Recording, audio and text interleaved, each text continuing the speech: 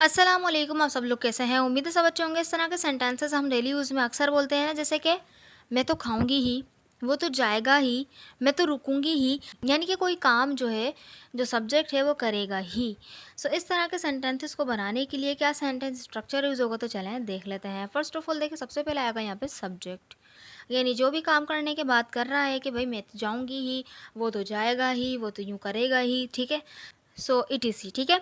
सो यहाँ पर वो सब्जेक्ट आ जाएगा जो भी होगा, फिर उसके बाद आएगा विल। ऑब्वियसली, ऑब्वियसली ही देगा, यानी कि जाहिर सी बात है, ऐसा तो होगा ही, ठीक है।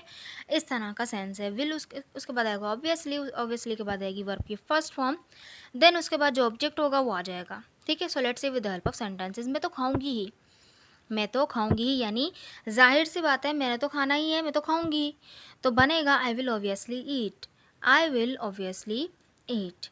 नेक्स्ट सेंटेंस, हम तो बोलेंगे ही, we will obviously speak, we will obviously speak. Next sentence, वो तो जाएगा ही, वो तो जाएगा ही, तो बनेगा he will obviously go, he will obviously go. Next sentence, हम तो आएंगे ही, हम तो आएंगे ही, तो बनेगा we will obviously come, we will obviously come. जैसे कि हम इंग्लिश सीखेंगे ही, तो बनेगा we will obviously learn English, we will obviously learn English.